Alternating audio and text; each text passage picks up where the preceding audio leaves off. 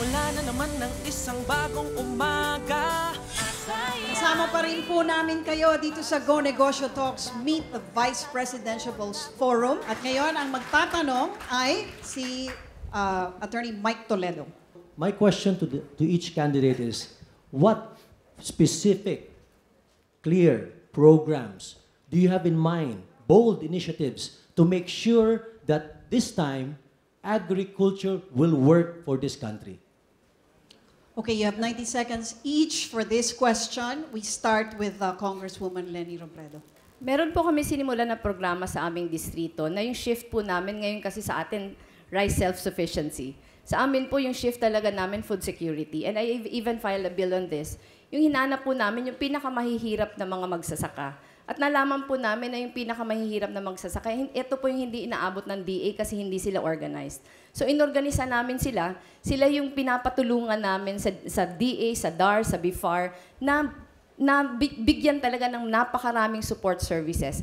Pero binigyan sila ng special consideration. Sila na yung magsusupply ng at least 30% ng lahat na feeding programs ng government. Kakabit ko lang po ito sa sagot ko kanina. Kailangan kasi ng maliliit talagang mentoring, kailangan ng pera, kailangan ng market linkage. Yung pagtulong sa kanila para makapagsimula, talagang bibigyan sila ng lahat na suporta ng gobyerno. Kung wala silang lupang sinasaka, kasi karamihan sa kanila nakikisaka lang, bigyan sila ng lupang mahihiram o bigyan ng lupa ng gobyerno pwede nilang i-cultivate. Bigyan sila ng lahat na support services, bigyan sila ng crop insurance, bigyan sila ng access to capital. Tapos talagang tulungan sila pagdating sa infrastructure, pagdating sa lahat na equipment, para makapacitate sila, makapag-provide para sa market. Pag nahihirapan sila makipag-compete doon sa mas malalaking mga farmers, talagang dapat yung gobyerno yung market nila. Kaya nag-environmental scanning kami, ano yung mga kailangan ng gobyerno sa ating mga magsasaka. At yung kailangan na yun yung nilink namin. Maraming salamat, Congressman Leni. Senator Trillanes is the next to answer. Ang kailangan po natin ay i-modernize ang ating agriculture sector. Dahil sa ngayon po, antiquated pa yung kanilang methods of farming. So by modernizing it, providing them with modern equipment, with the same area ng farm, mas productive siya. So yung productivity niya mag-i-increase. And at the same time, hindi nila ito magagawa kung walang subsidy ng gobyerno. We need to subsidize farming inputs and provide yung mga post-harvest na facilities. And at the same time, dito po, sa pag-provide po nun, kailangan ng cooperatives. This way, we're not dealing with individual farmers, so ma-empower sila. By dealing with cooperatives, we can make them as conduits ng subsidies ng government, and we can also teach them dun sa agribusiness component of agriculture. Maraming salamat, Senator Trillanes. Ang susunod pong magsasagot ay si Senator Cheese Escudero. Mula sa kasalukuyang 80 bilyon na budget ng gobyerno sa agrikultura, nais namin gawing 300 bilyon.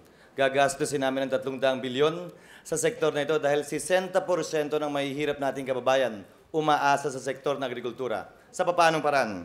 Una, farm-to-market roads. 7 billion lamang inallocate natin sa farm-to-market roads, samantalang 391 billion ang inallocate natin sa highway at tulay. Tapos yung highway at tulay, libre. Yung irigasyon, kailangan pambayaran ng mahirap na magsasaka. Dapat, libre yun at dapat mas maraming pondo ang ina-allocate para doon. Pangalawa, universal crop insurance. At pangatlo, R&D gamit din ang Project NOAA para malaman natin at masagot ang isang simpleng tanong. What is best to plant where? Using slope, soil quality, and weather patterns. Kailangan malaman at alamin natin, ano ba yung pinakamagandang itanim sa anumang parte ng Pilipinas para hindi natin pilit tinatanim ang partikular na pananim sa isang lugar na hindi naman talaga kayang tumubo ng maayos at tama dahil siya ay bagyuhing lugar. Layunin din namin, pondohan ng farm-to-market roads. Meron tayong 28,000 kilometro ng farm-to-market road. 7 billion lamang ina-allocate natin para dito na napakaliit. At 7 billion per year, 10 million per kilometer, 28,000 kilometers, it will take government 40 years to complete it. When they fully know that it will increase the take-home pay or income of the farmer by 7 to 8%. Maraming salamat, Senator Cheese. Senator Bongbong Marcos. 70% ng mahirap sa Pilipinas ay nasa larangan ng agrikultura. Kung dati ay 30% ang kontribusyon ng agrikultura sa ating ekonomiya, ngayon 11% na lang. Ang unang-una natin dapat ay tignan ang patubig. Ang irrigated area ng Pilipinas ngayon sa 2016 ay mas maliit kaysa sa irrigated area noong 1986. Kaya walang bagong irrigation system at hindi inayos yung mga nasira. Dapat wag na magsingil ang patubig na binibigay ng NIA. Bukod pa riyan ay kailangan natin pagandahin ang ating pautang para mga production loan. Hindi naman kailangan lahat cash, pwedeng may bigay ito sa pamamaraan ng abono, pamamaraan ng seedlings at lahat ng mga inputs na ibinibigay. Pwede rin tayo magsingil ng ating production loan sa palay, in kind. Kailangan natin ayusin ang ating R&D para sa pagbabago para sa pagbigay ng bagong varieties, bagong techniques ng pagsasaka. Meron na tayong climate change ngayon, kaya kailangan natin makahanap ng mga bagong variety ng ating mga tinatanim para ito ay mas matibay pagka naharap sa climate change, pagka naharap sa drought, sa El Nido, pagka naharap sa baha.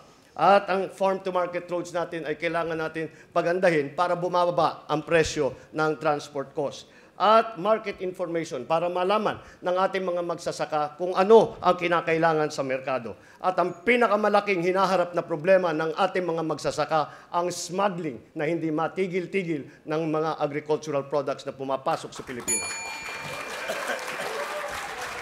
Follow-up question pong muli mula kay Babe Romualdez. There's been a lot of talk about idle government lands. Are you in favor of leasing this out perhaps to even foreigners and then set up cooperatives for the farmers to be able to till this land? You have 30 seconds to answer. We'll start with Congresswoman Leni Robredo. Ako po, pabor ako na ilis ng gobyerno o kahit ipahiram para sa mga maliliit na mga magsasaka.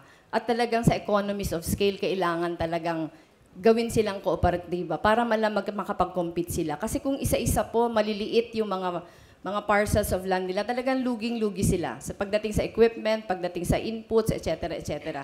Kaya makakabuti talaga sa kanila na ginugrupo sila at tinutulungan.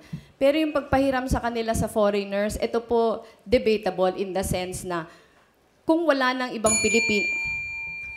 Maraming salamat, Congresswoman Leni. Sobrang bitin yun. Senator Trillanes, you have 30 seconds. And I really advise you to watch the clock. Yeah.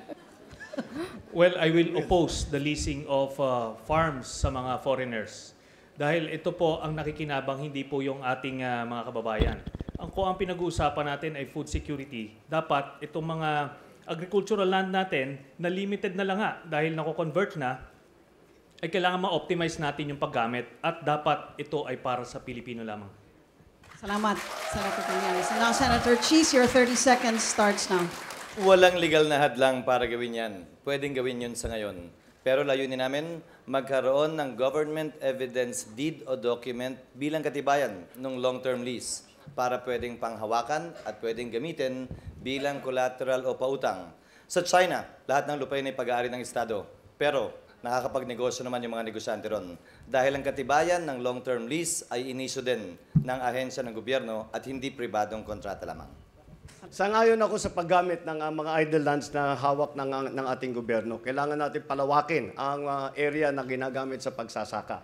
Dahil unang-una ay tayo naiiwan-iwanan sa mechanization. Hindi ko nabanggit ito sa unang bahagi, pero mechanization ay dapat natin pagandahin para maging mas maganda ang ani, mas maganda ang productivity natin. At kailangan natin ay malalawak na lupain at hindi maaari sa pagkamaliliit lang ang hawak na lupa. Kung ito ay papag-lease sa mga dayuhan, pwede siguro yun. Ngunit wag lang kailangan bantayan lang natin ang repatriation of profits at saka transfer of technology.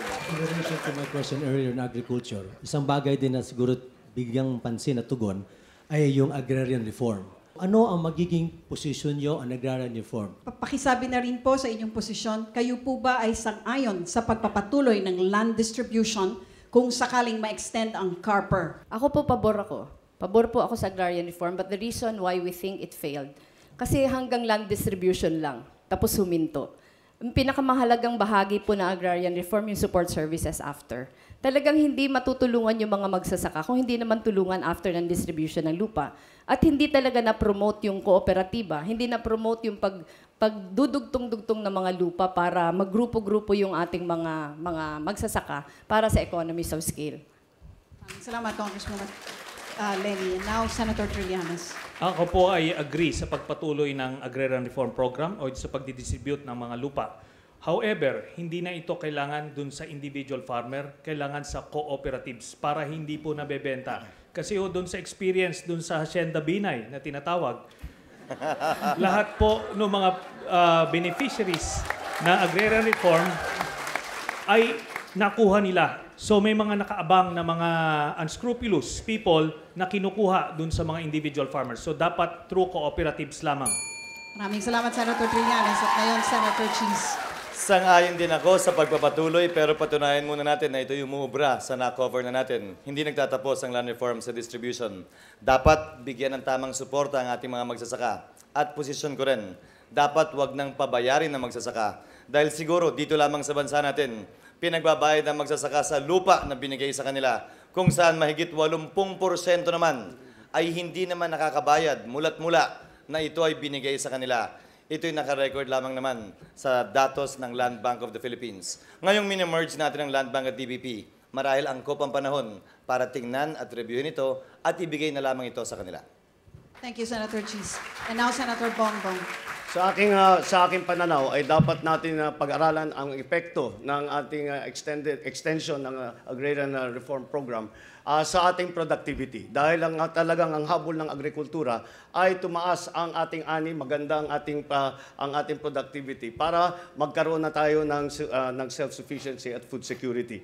At sa aking pananaw ay talagang yung pagkatapos ang land reform ay hindi dapat lamang pagbigay ng lupa, kundi ang tuluyang suporta. Ang agrikultura ay hindi sa pagtanim lamang, kung hindi sa maraming suportang binibigay ng gobyerno. Maraming salamat. Bahagya muna tayong titigil. Ang usapan natin ay pagpapatuloy po natin sa ating pagbabalik. Panibagong round po tayo. Huwag po kayong aalis. Magbabalik po ang Go Negosyo Talks Meet Vice Presidential Bowls Forum. Tayo